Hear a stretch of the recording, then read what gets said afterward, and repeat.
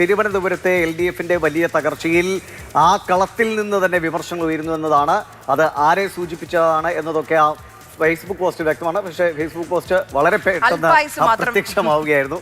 ഹരി ആര്യയെ കേന്ദ്രീകരിച്ച് തന്നെ അല്ലെങ്കിൽ ഉന്നമിട്ട് തന്നെയാണ് എന്ന കാര്യത്തിൽ യാതൊരു തർക്കവുമില്ല.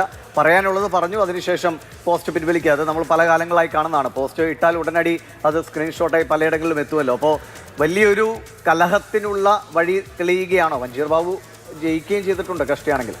ഇങ്ങനെ ഒരു പൊട്ടിത്തെറി പ്രതീക്ഷിച്ചതാണ്, പ്രത്യേകിച്ച് തിരുവനന്തപുരത്ത്. കാരണം ചരിത്രത്തിൽ ആദ്യമായി LDFന്റെ കയ്യിൽ നിന്ന് തിരുവനന്തപുരം കോർപ്പറേഷൻ നഷ്ടമാകുന്നു എന്ന് പറയുമ്പോൾ സ്വാഭാവികമായിട്ടും ഇത്തരം പൊട്ടിത്തെറികളും കലഹങ്ങളും ഉണ്ടാകാനുള്ള സാധ്യത വളരെ കൂടുതലാണ്.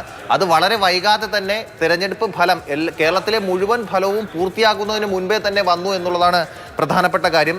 ഫേസ്ബുക്കിലൂടെയാണ് ഗായത്രി ബാബു പ്രതികരണം ആദ്യം നടത്തിയത്. അതിനുശേഷം ഇത് വിവാദമാകുമെന്നുള്ള കാര്യം ഉറപ്പായിരുന്നത് കൊണ്ടാവണം ആ ഫേസ്ബുക്ക് പോസ്റ്റ് ഇട്ട്. അല്ല ഹരി, അതിൽ ഏറ്റവും രസകരമായി എന്നെ ഹഠാത് ആകർഷിച്ചൊരു വരിയുണ്ട്. കരിയർ ബിൽഡിങ്ങിനുള്ള കോക്കസ് ആക്കി സ്വന്തം ഓഫീസ് മാറ്റിയെടുത്ത സമയം തന്നെ കാണാൻ പുറത്തു വന്നിരിക്കുന്ന 4 ആളെ കാണാൻ സമയം എടുത്തിരുന്നുവെങ്കിൽ പാർട്ടി അതിനൊപ്പം തന്നെ പാർട്ടിയേക്കാൾ വലുതാണെന്ന ഭാവവും അധികാരപരമായി തന്നേക്കാൾ താഴ്ന്നവരോടുള്ള പുച്ഛവും അധികാരപരമായി മുകളിലുള്ളവരെ കാണുമ്പോൾ മാത്രമുള്ള അതിവിനയവും ഉൾപ്പെടെ അതിനുശേഷമാണ് ഈ കരിയർ ബിൽഡിങ്ങിന്റെ കാര്യവും മറ്റൊക്കെ. അതായത് 10 ആളുകളെ കാണുന്നതിന് വേണ്ടിയിട്ട്, അതായത് താഴെ തട്ടിലുള്ള ആളുകളെ കാണുന്നതിന് വേണ്ടി കുറച്ച് സമയം എടുത്തിരുന്നെങ്കിൽ ഇങ്ങനെ ഒരു തിരിച്ചടി ഉണ്ടാകില്ലായിരുന്നു എന്ന് വിമർശിക്കുകയാണ് ഗായത്രി ബാബു.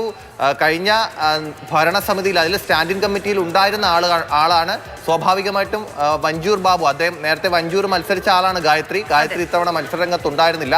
ഗായത്രിയുടെ അച്ഛൻ വഞ്ചൂർ ബാബുവാണ് വഞ്ചൂരിൽ നിന്ന് മത്സരിച്ച് വിജയിച്ചത്. പക്ഷേ ഭരണം കിട്ടിയില്ല എന്നുള്ളതിന്റെ കടുത്ത അമർഷം ഇവരുടെ ഭാഗത്തുനിന്നുണ്ട് എന്നുള്ള കാര്യത്തിൽ തീർച്ചയായും അതിലൊരു സംശയമില്ല. അന്താരാഷ്ട്ര തലത്തിൽ തന്നെ ആര്യയുടെ പുരസ്കാരങ്ങളൊക്കെ വലിയ ചർച്ചയായിരുന്നു. ചർച്ചയ്ക്കപ്പുറം അത് വിവാദമായിരുന്നു.